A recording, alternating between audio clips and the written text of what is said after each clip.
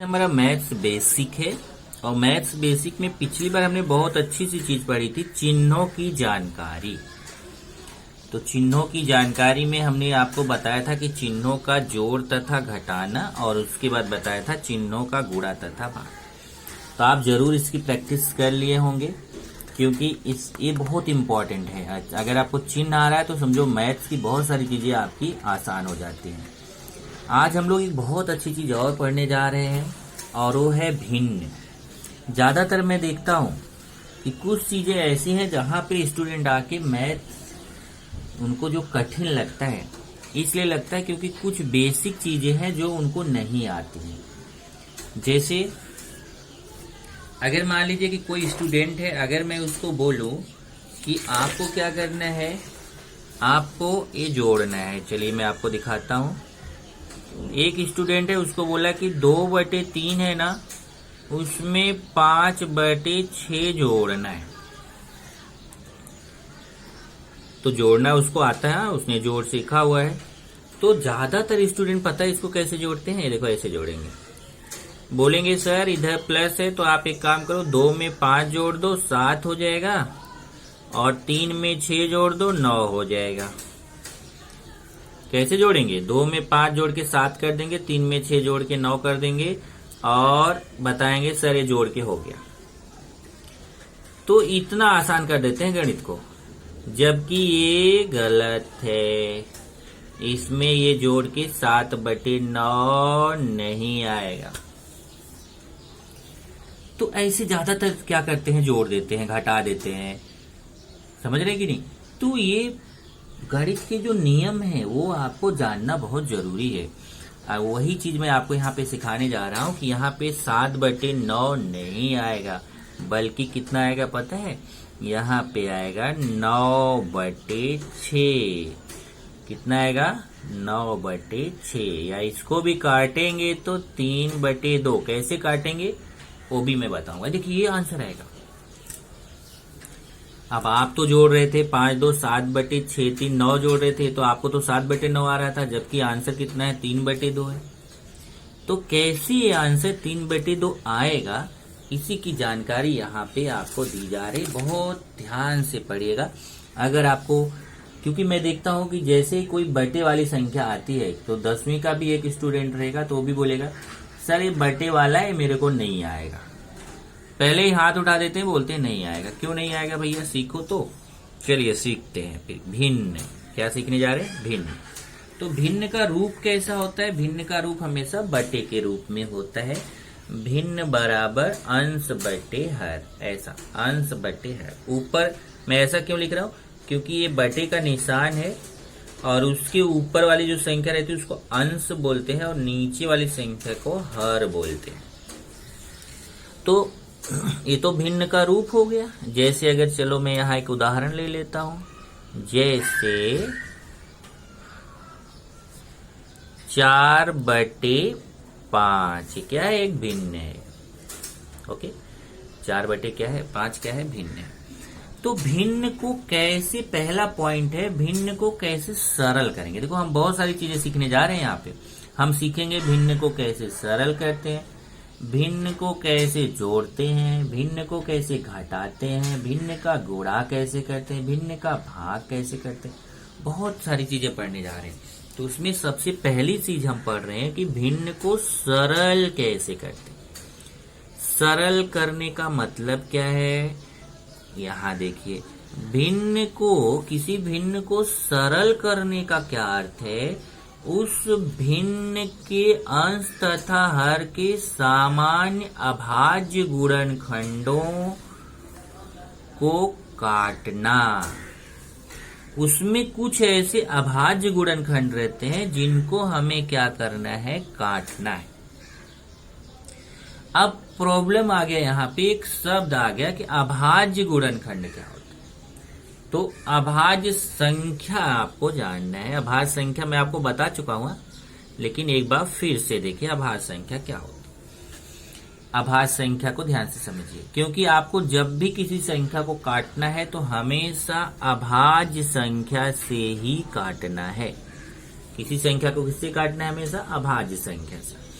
अब देखते हैं अभाज्य संख्या। मतलब कि आप काटने को तो जो अभाज्य नहीं उससे भी काट सकते हो, लेकिन उसमें अगर आप छोटे छोटे भाग करोगे तो हमेशा वो अभाज्य संख्या ही आपको प्राप्त होगी। तो चलिए देखते हैं अभाज्य संख्या होती क्या है। ऐसी संख्या जो केवल एक से कटती है और केवल अपने से कटती है, मतलब खुद से कटती है, उस संख्या को बोलते हैं अभाज्य संख्या। जैसे देखिए यहाँ पे दो ऐसी संख्या है जो एक से अगर भाग दो तो कट जाएगी और दो से भाग दो तो कट जाएगी। ऐसे 3 है, इसमें 1 का भाग जाएगा और 3 का भाग जाएगा। 5 में 1 का भाग जाएगा, 5 का भाग जाएगा। 7 में 1 का भाग जाएगा, 7 का भाग जाएगा। 11 में 1 का भाग जाएगा, 11 का भाग जाएगा। तो ये देखिए इन सब से जो संख्याएं आपको दिख रही, ये सब संख्याएं में ऐसी हैं कि इसमें सब में एक से भाग दोगे तो कटेगा और एक खुद इस संख्या से भाग दोगे तो कटेगा। बाकी और किसी दूसरी संख्या से इनको नहीं काट सकते हो। आप अगर बताओ इसमें कोई संख्या हो जिसको आप किसी दूसरी संख्या से काट दो, नहीं कर सकते, अपने से ही कटेगी, या तो एक से कटेगी या अपने से कटेगी। तो ऐसी संख्याओं को बोलते हैं अभाज्य संख्याएं। ये जो अभाज्य संख्याएं होती हैं, इसमें एक क्वेश्चन आता है स्टूडेंट्स के माइंड में तुरंत कि एक कैसी संख्या है, क्योंकि एक भी क्या होता है, एक से कटती है और खुद से कटती है। लेकिन यहाँ तो ये केवल एक ही संख्या से कट रही है, एक से, बाकी सारी संख्याएं दो से कट रही हैं। मतलब या तो एक से कट रही है या अपने से कट रही है। एक से कट रही है, अपने से, मतलब दो संख्याओं से कट रही है, एक से और अपने से। लेकिन ये तो केवल एक ही संख्या से कट रही है, एक से। तो ये एक ऐसी संख्या है जिसको बोला जाता है ना तो भाज्य ना ही अभाज्य। मतलब ये जो संख्या है ये न तो भाज्य होती है न अभाज्य होती है। तो एक जो है वो अभाज्य संख्या में नहीं आती है। तो अभाज्य संख्या कहाँ से शुरू होती है? हमेशा 2 से। तो आपको क्या करना है कि आपको इसको सरल करना है। कोई भिन्न है उसको सरल करना है। तो सरल करने के लिए पहले उसके अभाज्य गुणनखंड निकालते हैं। जैसे हमें 15/10 का आपको करके दिखाने वाला हूँ कि 15/10 है, उसका मैं अभाज्य गुणनखंड करूंगा। और उसमें क्या बोला है कि जो सामान्य अभाज्य गुणनखंड है, मतलब जो दोनों में समान है, उसको हमें क्या करना है? काट देना है। और काटने के बाद जो बचेगा वो हमारा आंसर होगा। चलिए मैं यहाँ पे आपको दिखाता हूँ। जैसे मैं सबसे पहले 15, यहाँ देखिए 15/10 है ना, तो मैं 15 का गुणनखंड करूंगा, 10 का गुणनखंड। कैसे करूंगा ध्यान से देखिए। 15 है, इसको मैं देखूंगा कि कौन सी संख्या से कटेगा। तो 15 देखिए तो ये 3 से कटता है, तो इसको मैं 3 से काटूंगा। अब मैं 15 में 3 का भाग दूंगा तो 3 × 15 कितना आया? 5 आया। तो यहाँ पे मैं 5 लिख दूंगा। अब मैं देखूंगा ये 5 किससे कटेगा? 5 से कटेगा, तो ये 5 का भाग दे दूंगा। 5 में 5 का भाग देंगे तो कितना आएगा? 5 × 1 = 5, 1 आएगा, यहाँ 1 आ गया। तो ये हो गया गुणनखंड करने का तरीका। तो गुणनखंड कैसे करते हैं? पहले 15 में 3 का भाग देंगे तो 3 × 15, यहाँ 5 लिख देंगे। फिर 5 में 5 का भाग जाएगा, 5 × 1 = 5। जब तब तक भाग देते रहो जब तक यहाँ नीचे 1 नहीं आ जाता। तो 15 को मैं ऐसे लिख सकता हूँ 3 × 5।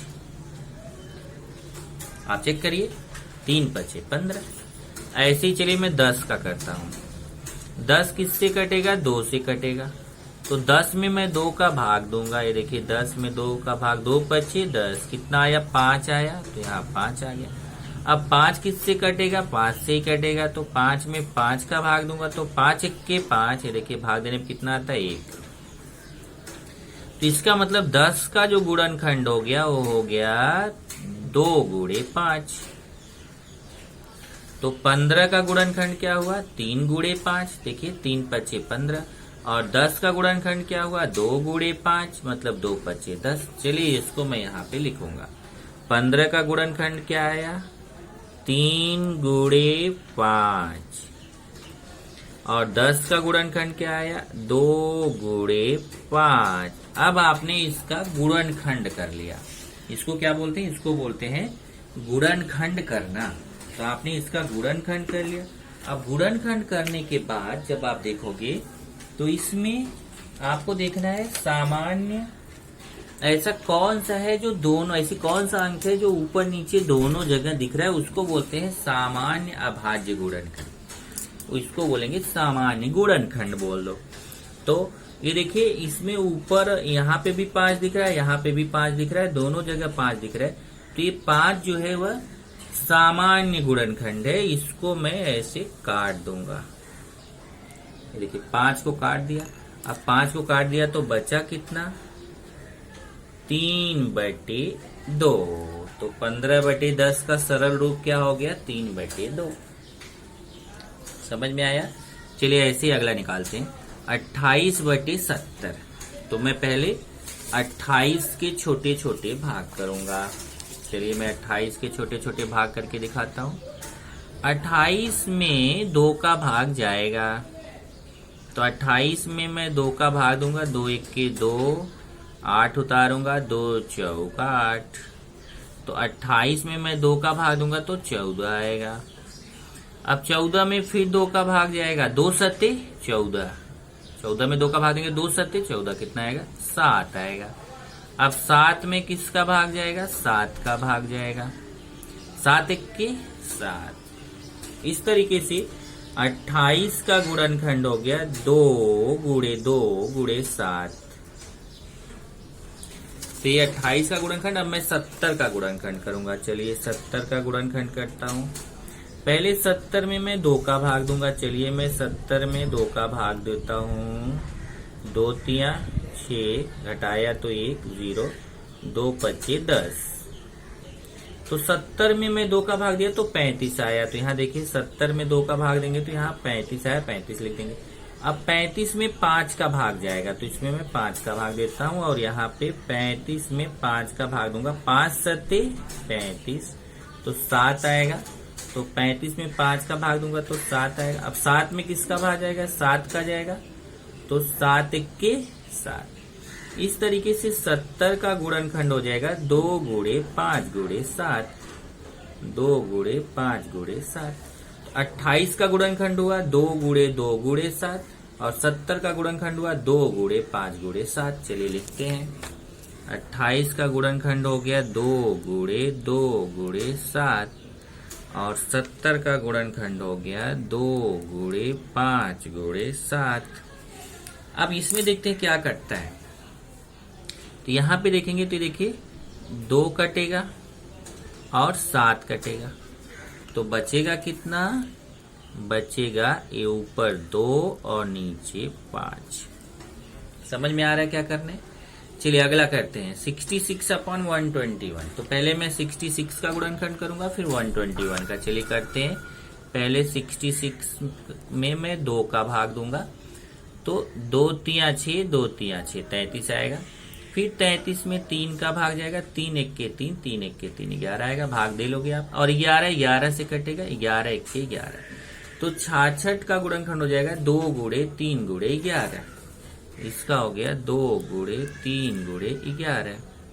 अब चलिए मैं करता हूँ 121 का। तो 121 जब मैं देखिए काटने जाऊंगा, पता है, तो 121 में 2 का भी भाग नहीं जाएगा, 3 का भी भाग नहीं जाएगा, 5 का भी भाग नहीं। ये देखिए यही अभाज्य गुणनखंड देखूंगा। पहले 2 से काटूंगा, नहीं कटेगा, फिर 3 से भी नहीं कटेगा, 5 से भी नहीं कटेगा, 7 से भी नहीं कटेगा, तो 11 से कटेगा। पहले इसको 2 से काट के चेक करूंगा, नहीं कटेगा, फिर 3 से काट के चेक करूंगा, नहीं कटेगा, 5 से भी नहीं कटेगा, 7 से भी नहीं कटेगा, तो मैं सीधा जाऊंगा 11 से कटेगा। और 121 में 11 का मैं भाग दूंगा, 11 के 11, यहाँ घटाने पे 1 आएगा, 1, 11 के 11, तो 11 आ जाएगा। फिर 11 में 11 का भाग देंगे, 1 आएगा, तो 121 को मैं लिख सकता हूँ 11 × 11। यहाँ आ गया 11 × 11। अब इसमें क्या कट रहा है, देखिए ऊपर नीचे समान क्या है, देखिए ऊपर नीचे समान है, 11 11 है, तो बचा क्या।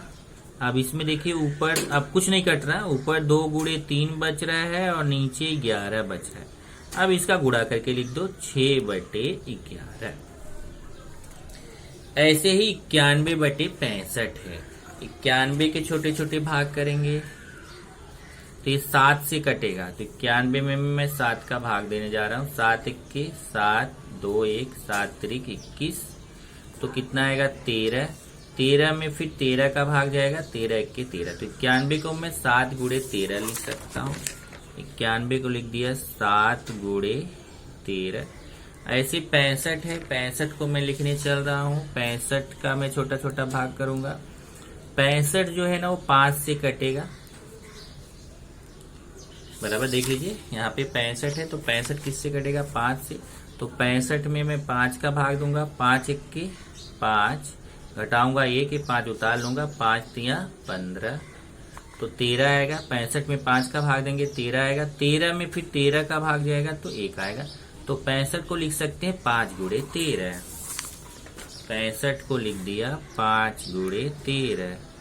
अब यहाँ ऊपर नीचे क्या समान दिख रहा है आपको, 13 13 दिख रहा है, 13 13 कट जाएगा तो बचेगा क्या, 7/5।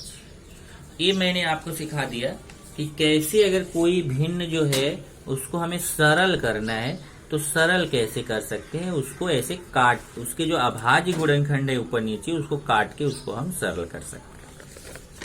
अब अगला है भिन्नों का जोड़ तथा घटाना, तो उसको मैं अगले वीडियो में आपको समझाता हूँ।